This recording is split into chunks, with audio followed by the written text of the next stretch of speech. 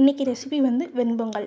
இப்போ நம்ம வெண்பொங்கல் செய்கிறதுக்கு ஒரு குக்கரில் 200 கிராம் ஒழுக்குக்கு 3/4 ஒழுக்கு பச்சரிசி எடுத்திருக்கேன். 100 கிராம் ஒழுக்கில் அரை ஒழுக்கு வந்து பாசிப்பருப்பு எடுத்திருக்கேன். இதை நாம் இப்போ நல்லா வாஷ் பண்ணி எடுத்துக்கலாம். வாஷ் பண்ணக்கப்புறம் 200 கிராம் ஒழுக்குக்கு 3 ஒழுக்கு தண்ணி ஊற்றணும். 100 கிராம் ஒழுக்குக்கு 2 ஒழுக்கு தண்ணி ஊற்றணும். இவ்வளோ தண்ணி ஊற்றினா மட்டும்தான் வெண்பொங்கல் நல்லா குழஞ்சி வரும். கோயிலில் கொடுக்குற பிரசாதம் மாதிரி நல்லா கன்சிஸ்டன்சியில் இருக்கும்.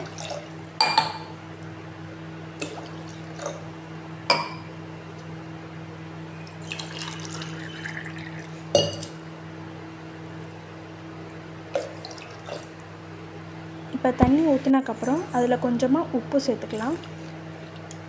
உப்பு சேர்த்தக்கப்புறம் கொஞ்சம் மிளகு போட்டுக்கப்புறம் ஒரு 10லேருந்து 15 மிளகு சேர்த்துக்கலாம். இப்போ அடுப்பை பற்ற வச்சு 5 விசில் வர வரைக்கும் நம்ம ப்ரெஷர் குக் பண்ணணும். இப்போ இன்னொரு கடாயில் 3 டேபிள் ஸ்பூன் நெய்யும் 2 டேபிள் ஸ்பூன் தேங்காய் எண்ணெயும் ஆட் பண்ணிக்கிறோம்.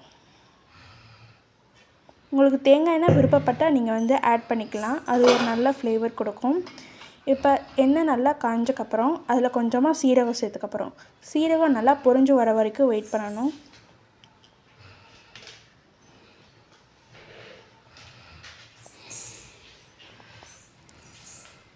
சீரகம் நல்லா பொரிஞ்சக்கப்புறம் அதில் ஒரு கொத்து கருவேப்பிலையும் 2 வத்தலையும் கிள்ளி போட்டு சேர்த்துக்கலாம்.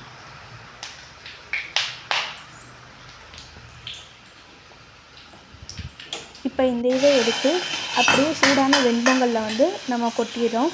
கொட்டிட்டு அந்த நெய் வந்து எல்லா பக்கமும் சேர்கிற அளவுக்கு நம்ம நல்லா கிளறி விடணும். அப்படின்னா தான் அந்த நெய்யோட ஃப்ளேவர் வந்து நம்மளுக்கு சாப்பிட்றப்ப நல்லா தெரியும். இப்போ சுவையான வெண்பொங்கல்